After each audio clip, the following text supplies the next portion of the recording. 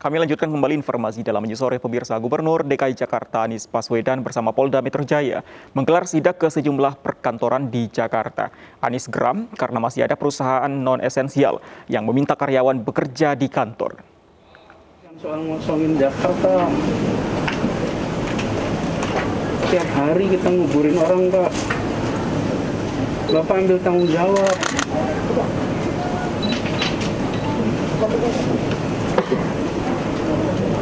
Semua buntung, Pak. Nggak ada yang untung, Pak. Kalau ini jalan terus seperti ini. Gubernur DKI Jakarta Anies Baswedan geram dan menegur seorang pimpinan sebuah perusahaan yang melanggar aturan PPKM darurat.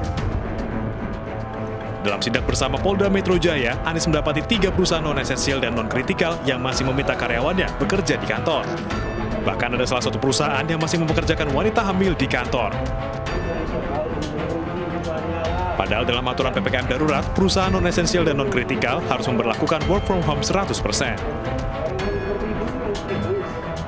Ini hasil titik yang pertama didapatkan satu. Yang pertama, bahwa ada perusahaan yang bukan masuk esensial dan juga bukan masuk kepada kritikal, tetapi masih operasional seperti biasa. Hari ini dan hari-hari ke depan kita masih dalam kondisi wabah. Ambil sikap bertanggung jawab. Lindungi pekerja Anda dengan cara izinkan mereka bekerja dari rumah. Taati semua ketentuan pemerintah. Bila persen dari minggu sebelumnya.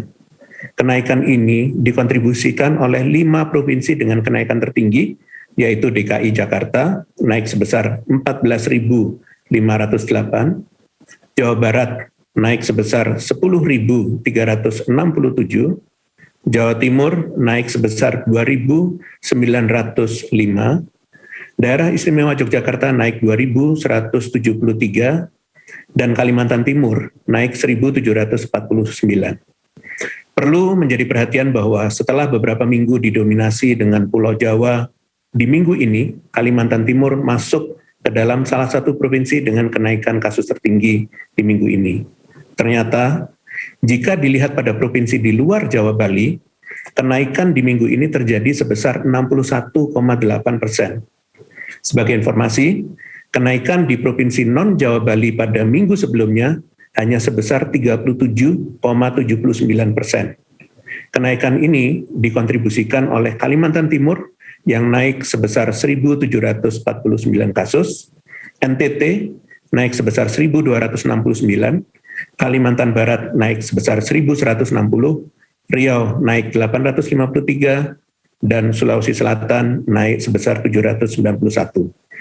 Untuk itu, kepada pemerintah daerah, terutama di provinsi-provinsi tersebut, meskipun tidak diterapkan PPKM darurat, tetap wajib untuk tetap meningkatkan penanganan COVID-19 untuk mencegah terjadinya kenaikan kasus yang lebih tinggi lagi. Juga untuk masyarakatnya, jangan lengah.